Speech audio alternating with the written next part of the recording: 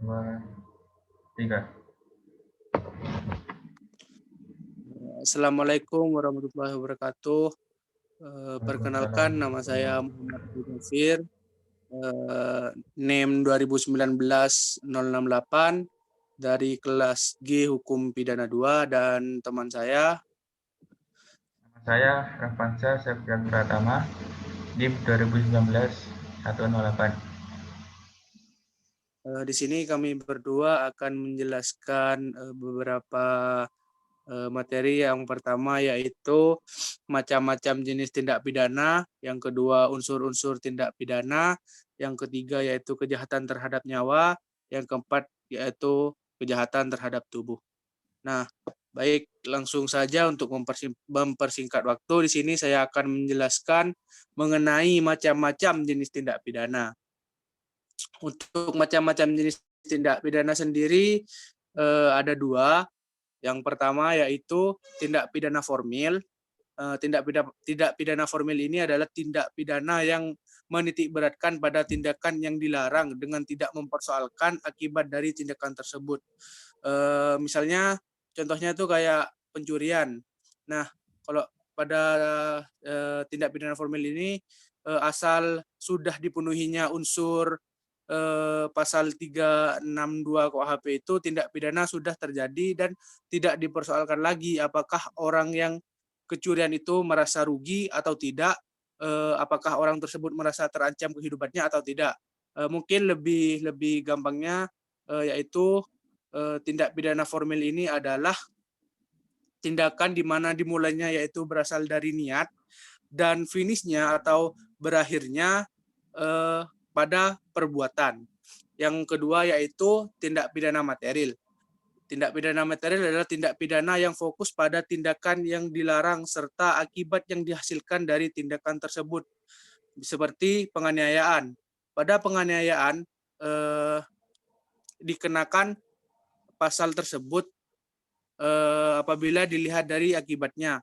Apakah akibat penganiayaan tersebut korban itu mengalami luka ringan ataukah mengalami luka berat, seperti itu. Atau lebih gampangnya yaitu tindak pidana material ini adalah mulainya itu berasal dari niat dan finishnya atau berakhir pada dari akibat perbuatannya. Nah, yang berikutnya yaitu kita akan bahas tentang unsur-unsur pidana yang akan dijelaskan oleh teman saya. Untuk Mas Revan, dipersilahkan. Ya, yang kedua adalah unsur-unsur pidana. Unsur-unsur pidana sendiri dibagi menjadi dua, yaitu unsur subjektif dan unsur objektif. Nah, untuk unsur subjektif sendiri yaitu segala macam unsur yang ada di dalam diri pelaku. Nah, dalam hal ini tidak ada seorang pun yang dapat mengukur, menilai, dan melihat perbuatan pelaku. Hanya pelaku sendirilah yang mengetahuinya. Yang kedua, unsur objektif. Unsur objektif ini segala macam unsur yang terletak di luar diri pelaku. Dalam hal ini, orang lain itu tidak dapat mengukur, menilai, melihat perbuatan pelaku. Oh, jadi tuh kalau Maksudnya dalam hal unsur, ini orang lain dapat mengukur, menilai, dan melihat perbuatan pelaku. berarti kalau dari segi unsur objektif itu kayak semisal kayak niat gitu Mas ya. Karena Ya, kan niat. kalau itu kan sesuai apa yang Mas sudah jelaskan tadi kan tidak bisa dilihat oleh orang lain. Sedangkan untuk niat sendiri yang tahu ya hanya memang dari diri pelaku sendiri kan, orang lain tidak ada yang tahu bahwa seseorang memiliki niat untuk melakukan tindakan kejahatan seperti itu kan. Sedangkan kalau dari objektifnya itu dari perbuatannya ya Mas ya, dari tindakan yang dilakukan, misalnya kayak Ya, membunuh, ya. mencuri dan sebagainya. Seperti itu Mas ya. Ya, kalau unsur subjek itu barang siapa dengan sengaja dan seterusnya kan. Oh, ya. Terus barang siapa karena kelalaiannya menyebabkan dan seterusnya. Tuh. Ya, itu. Kalau unsur objektif ini seperti perbuatan menghilangkan nyawa, terus Hmm. pencurian dan sebagainya itu yang sudah apa ya, sudah jelas-jelas terlihat oleh orang lain. Ya, bisa dilihat. Ya, paham, paham. Mungkin saya akan melanjutkan yang pertama yaitu kejahatan terhadap nyawa. Satu, pembunuhan terhadap bayi. Pasal 341 KUHP, seorang ibu yang karena takut akan ketahuan melahirkan anak pada saat anak dilahirkan atau tidak lama kemudian dengan sengaja merampas nyawa anaknya diancam karena membunuh anak sendiri dengan pidana penjara paling lama 3 tahun. Dalam pasal 341 KUHP dijelaskan apabila seorang ibu yang dengan sengaja membunuh anaknya yang baru lahir, maka dapat dipidana apabila pembunuhan bayi tersebut dilakukan oleh orang lain yang dengan sengaja melakukan pembunuhan terhadap bayi, maka dapat dikenakan pasal 338 KUHP tentang pembunuhan. Dan apabila pelaku melakukan pembunuhan terhadap bayi dengan rencana terlebih dahulu dimaksudkan agar pembunuhannya berhasil, maka pelaku tersebut dikenakan pasal 340 KUHP tentang pembunuhan berencana. Nah, sebagai contoh dari apa yang tadi dijelaskan oleh Mas Revan, mungkin dari pasal 341 ini yang masuk di unsur subjektifnya itu yang ini kan ya Mas ya? Seorang ibu dengan sengaja Ya, dengan sengaja itu. Terus yang objektifnya itu merampas nyawa membunuh anaknya. anaknya sendiri. Ya, Itu merupakan unsur objektifnya. Oke. Dan yang berikutnya yaitu pasal 342 KUHP, seorang ibu yang untuk melaksanakan niat yang ditentukan karena takut akan ketahuan bahwa ia akan melahirkan anak pada saat anak dilahirkan atau tidak lama kemudian merampas nyawa anaknya, diancam karena melakukan pembunuhan anak sendiri dengan rencana dengan pidana penjara paling lama 9 tahun penjara.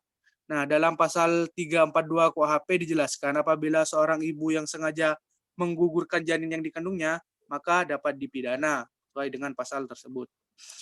Yang kedua yaitu pelanggaran pengguguran kandungan.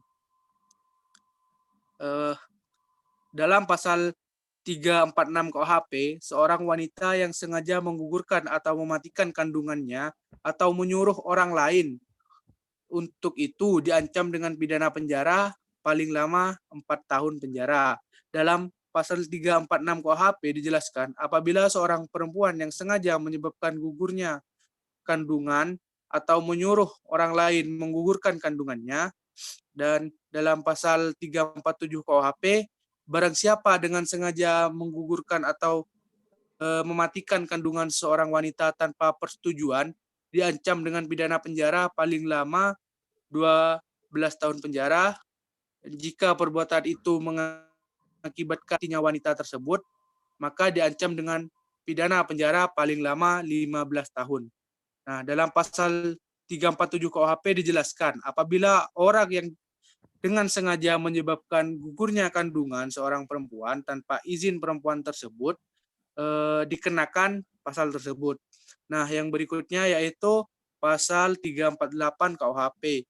Barang siapa dengan sengaja menggugurkan atau mematikan kandungan seorang wanita dengan persetujuannya, maka diancam dengan pidana penjara paling lama 6 bulan.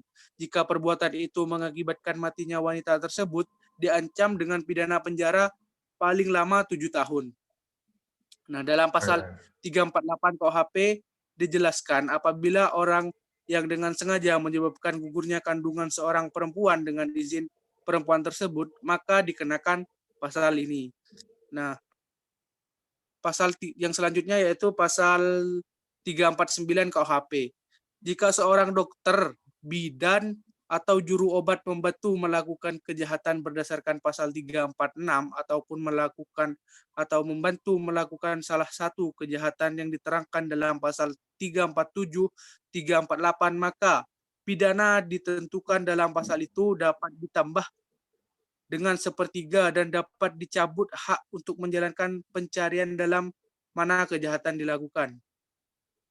Dalam pasal 349 KUHP dijelaskan bahwa apabila seorang tabib, dukun beranak, atau dukun obat yang ikut dalam pengguguran kandungan entah dengan izin perempuan tersebut atau tidak, maka dihukum sesuai hukuman yang tertera pada pasal 347 dan 348 dengan tambahan sepertiga kali lipat hukuman yang didapat serta dipecat dari jabatannya kecuali jika tabib, dokter, dan sebagainya itu menggugurkan kandungan wanita tersebut dengan tujuan menyelamatkan jiwa perempuan tersebut, maka tidak dapat dihukum. Yang berikutnya yaitu kejahatan terhadap tubuh. Mungkin untuk materi yang selanjutnya ini akan dijelaskan oleh teman saya yaitu Mas Revan. Ya, terima kasih Mas Ali atas kesempatannya.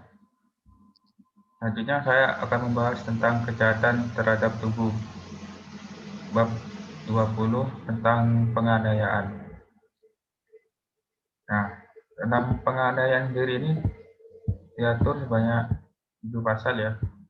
Yang pertama, pasal 351 KUHP tentang penganiayaan. Nah, dalam pasal ini disebutkan terdapat beberapa akibat yang dihasilkan dari perbuatan penganiayaan tersebut, yaitu penganiayaan yang berakibat korban luka berat dan mengakibatkan korban mati. Bagaimana yang tertera pada pasal 351 ayat 2 itu yang mengakibatkan korban luka berat, dan pasal 351 ayat 3 yang mengakibatkan korban mati.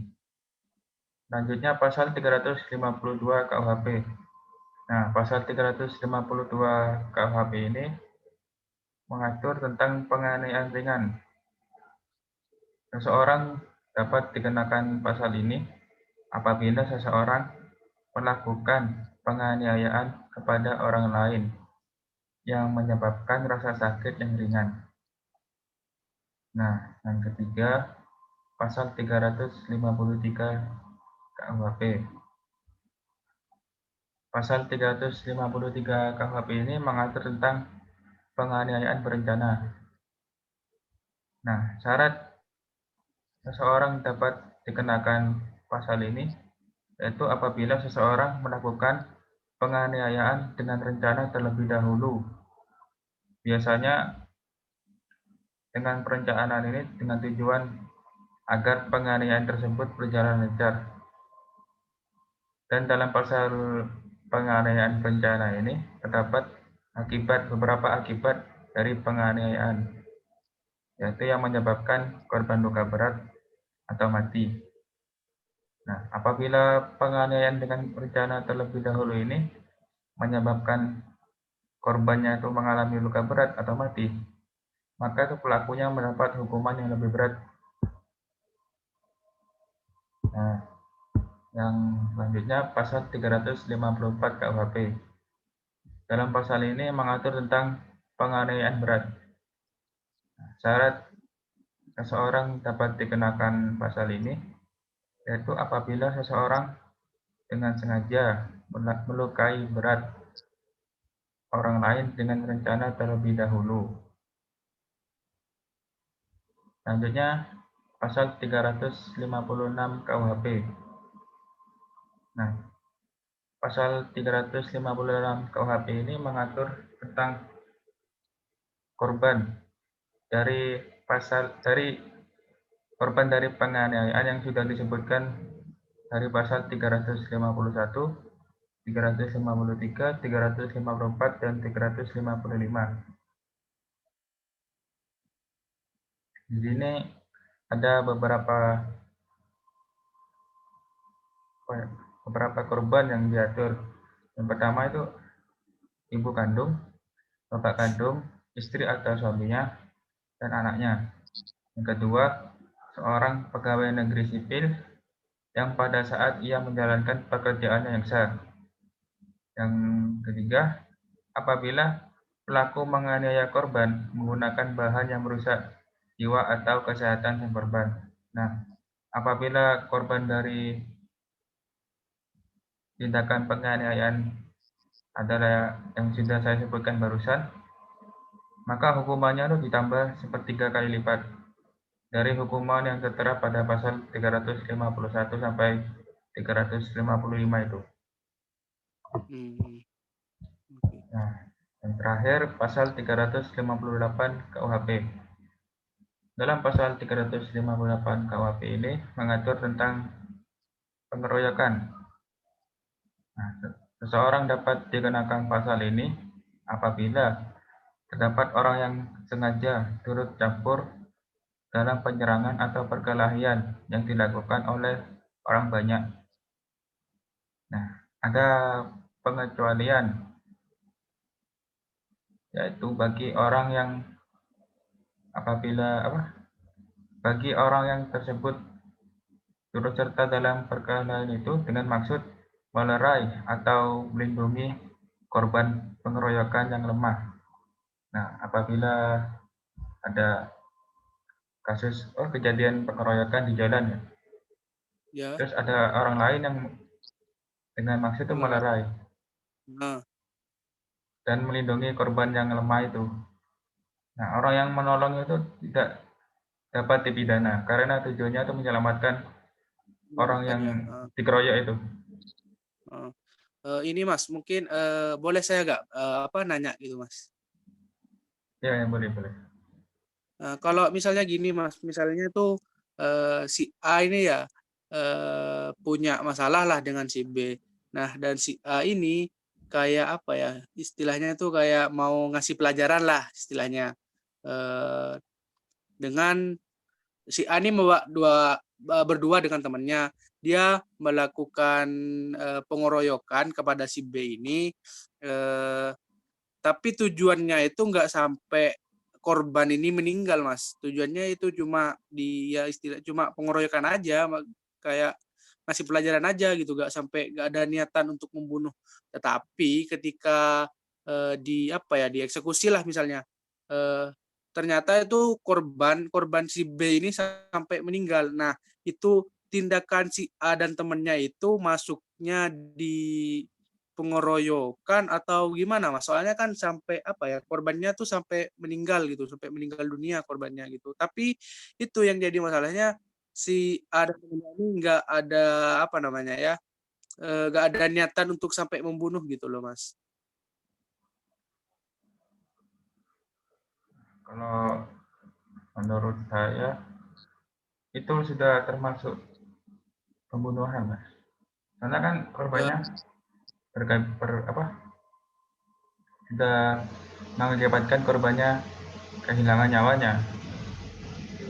Meskipun niat awalnya itu hanya nggak nyampe membunuh gitu, tapi karena korbannya sudah meninggal berarti tetap masuknya di pembunuhan ya Mas ya. Ya, Oke, oke, oke. Eh, Mungkin selanjutnya kita akan membahas beberapa kasus yang terjadi dari materi yang sudah kita jelaskan barusan. Mungkin boleh Mas Rifan ditampilkan contoh kasusnya. oh ya.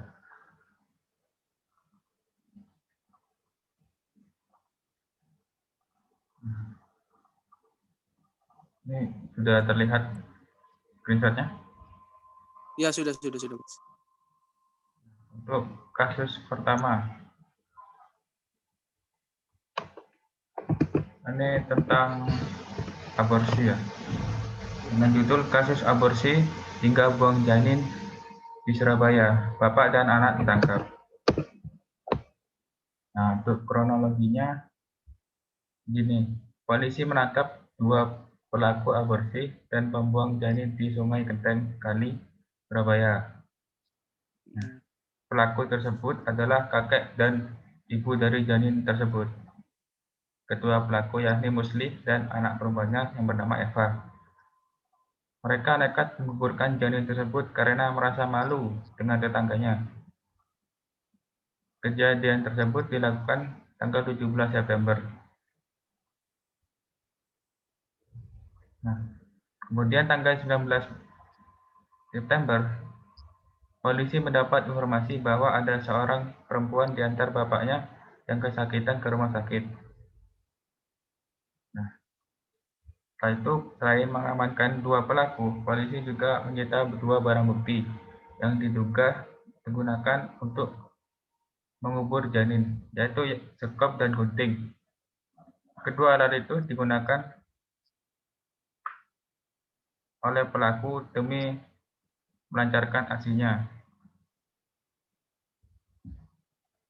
Nah, kalau menurut Mas Ali, kedua pelaku tersebut ini itu sudah melanggar pasal berapa? Kalau menurut pandangan saya sih pelaku itu terjerat dalam pasal 346 KUHP yang berbunyi seorang wanita yang sengaja menggugurkan atau mematikan kandungannya atau menyuruh orang lain untuk itu diancam dengan pidana penjara paling lama 4 tahun penjara. Nah, di situ kan juga si ibu dari janin ini juga melibatkan Melibatkan ya. ayahnya. Ya. Soalnya apa ya kayak menyuruh orang lain juga kan di situ kan. Nah, dan dalam pasal 346 KUHP itu dijelaskan apabila seorang perempuan yang sengaja menyebabkan gugurnya kandungan atau menyuruh orang lain menggugurkan kandungannya maka dapat dikenai hukuman eh, penjara itu, Mas. Kayak itu paling lama 4 tahun penjara. Seperti itu. Ya. Mungkin ada tambahan dari pandangan Mas Revan sendiri Ya. gimana? Uh, Izin menambahkan Mas ya. ya, Eh, yang dikatakan Mas Ali itu memang benar. Kalau menurut uh, saya tuh mereka dapat sudah melanggar 2 pasal Mas. Yang pertama pasal 346 KUHP dan pasal uh, 348 KUHP. iya, Karena pasal 348 KUHP itu yang mengatur barang siapa dengan sengaja menggugurkan kandungan seorang wanita dengan persetujuannya diancam dengan pidana penjara paling lama 5 tahun 6 bulan. Nah, menurut saya pasal 348 KUHP ini dikenakan kepada kakek dari janin tersebut. dari Sedangkan janinnya. ya pasal 346 KUHP ini dikenakan pada ibu dari janin tersebut. Karena Hmm.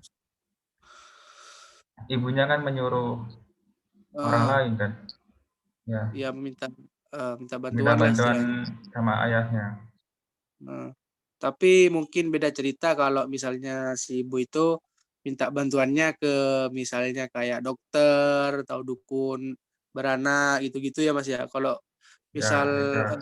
minta bantuan sama kayak dokter atau bidan itu kan jatuhnya di pasal Pasal 349 KUHP. 349. Ya, Nah, ya.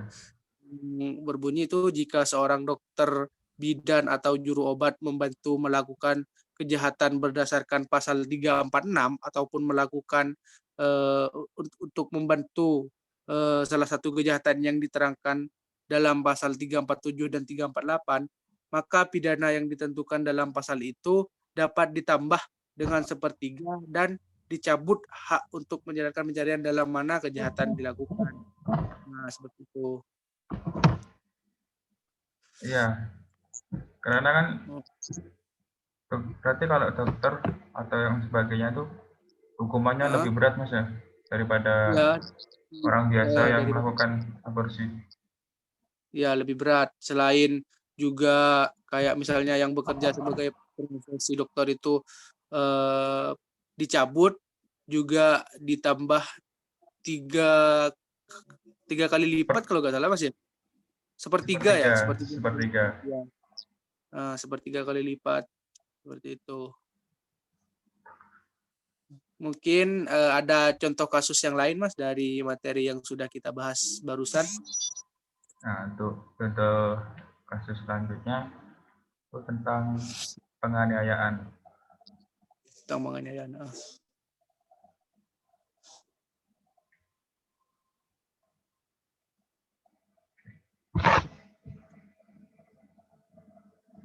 Sudah lihat hasilnya.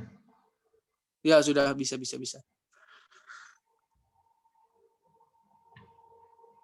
Pada kasus ini, TKI di Cirebon, TKI asal Cirebon dianiaya majikan.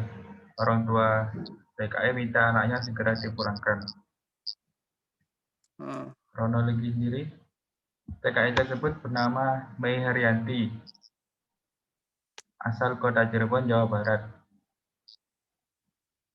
Dia bekerja di Malaysia dan mengalami penganiayaan oleh majikannya yang dilakukan selama 13 bulan. Kasus penganiayaan itu terungkap setelah polisi Malaysia melakukan operasi penggerbekan salah satu rumah yang berada di perumahan Malaysia sana. Nah, kalau menurut saya, sang majikan ini kalau misal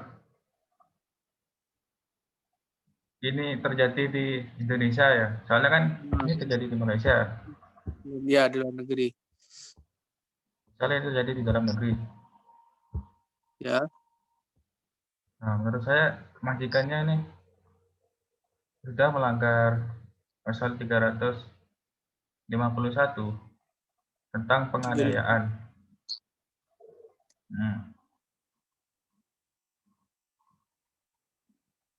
Kalau menurut Mas Ali gimana? Ya, menurut saya juga jika dilihat dari kasusnya itu tentang penganiayaan itu kan di mana seseorang itu bisa dikenakan pasal tersebut, pasal 351 mengenai penganiayaan ketika korbannya itu kayak udah mengalami luka ringan, entah itu luka ringan, luka berat, seperti itu kan. Jika hal tersebut sudah tercapai, maka itu kan sudah dibahas tadi di tindakan tadi itu unsur macam-macam jenis tindak pidana, jenis-jenis tindak pidana.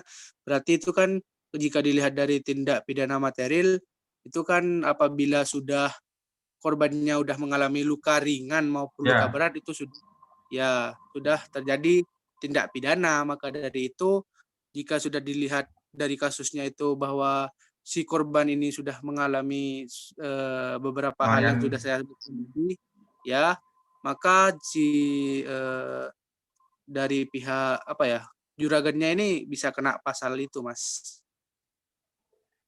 Kalau menurut saya.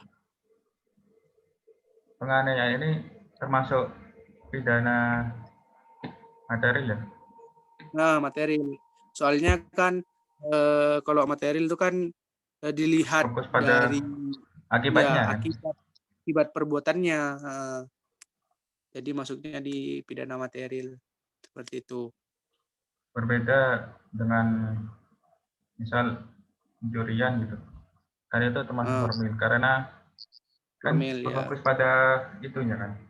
Perbuatannya adalah bukan apa yang dicuri kan, apa yang dicuri itu. ya, kan tidak peduli apa yang dicuri. Kalau sudah mencuri ya, yang kalau udah dia melakukan tindakan pencurian, ya udah dia kenanya di kena pasal pasal pencurian. Gak harus dilihat dari dia harus mencuri sepeda motor atau mencuri apa, berbeda. Oke, saya rasa cukup sekian Mas materi. Sudah cukup ya. Baik, mungkin itu saja yang dapat kami sampaikan mengenai beberapa materi yang sudah kami diskusikan, yaitu mengenai macam-macam jenis tindak pidana, unsur-unsur pidana, kejahatan terhadap nyawa, dan yang terakhir kejahatan terhadap tubuh. Ya, mungkin itu saja dari kami. Kurang lebihnya kami mohon maaf. Wassalamualaikum warahmatullahi wabarakatuh.